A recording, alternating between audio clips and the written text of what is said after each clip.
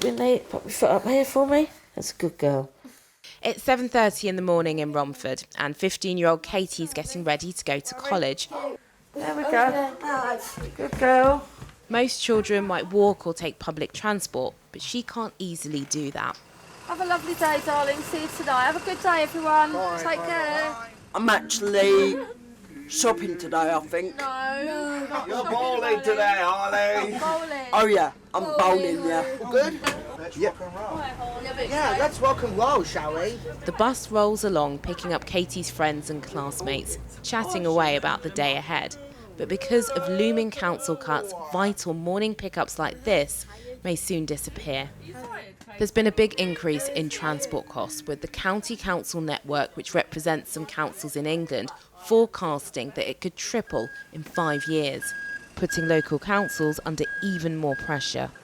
Katie loves going to college and she loves being with her peers. But as it stands at the moment, the transport is still looking to be reduced, and taxis being brought in for the young people. Here, the school transport budget has doubled in the last year, and so one of the suggestions in a recent local consultation said some of these children could take public transport. She's incredibly vulnerable,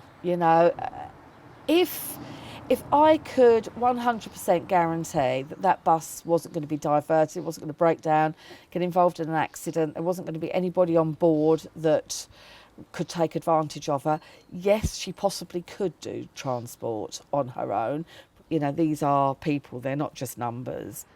Havering Council recently received a bailout from the government for over £50 million. They're having to make really difficult budget decisions. Local councils have been asking for the funding arrangements to increase. Any incoming government will have this to deal with. What does it say about a council to have to make these decisions, potentially taking away transport from some of your most vulnerable residents? It's very, very difficult. In fact, many decisions that we have to make are ones that we wouldn't choose to make, but because of the financial situation, we're having to make.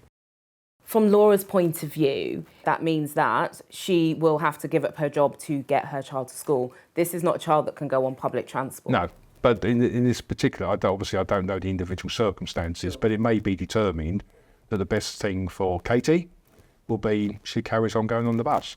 Councils up and down the country, like Havering, are having to make drastic budget cuts.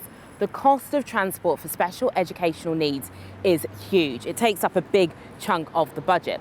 We've been told at least 16 other local authorities are thinking of making similar cuts, and there are concerns that there could be many more. But where does that leave the kids who need it?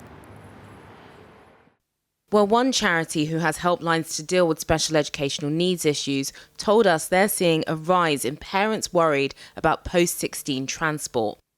There is a loophole, which means that although children and young people are required to be in school or training until 18, school transport is only required to be provided until the age of 16.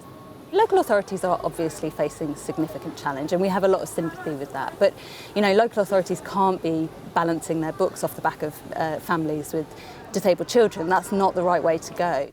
15-year-old Kai, who asked us not to show her face, is in Leicester, starting her morning routine in her new family home before her taxi arrives. At the beginning of the year, Leicester City Council sent a letter to parents outlining changes.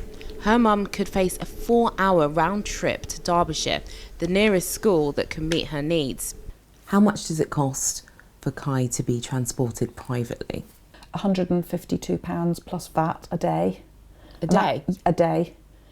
Can you afford that? I certainly can't afford that. So you got this letter in January when you were told that the transport would be removed.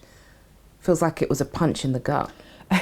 Absolutely. Because if I can't work, I don't know what we would do, to be honest. I've had to, go and see the doctor and say, look, I've got, butterflies in my stomach all the time. I've got a lump in my throat. I can't focus on anything. I'm really struggling to get through each day, and it's because of all the uncertainty. And put your backpack on. In a statement, Leicester City Council said that because of government cuts, they're having to look at all services provided that aren't required by law. They added parents with exceptional circumstances can get in touch. Have a lovely day.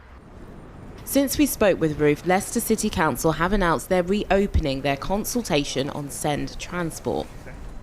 The Department for Education told us they recognise the cost and availability of this transport can be difficult, but said their guidance states local authorities should make the necessary arrangements or financial support available so these young people can participate in education or training.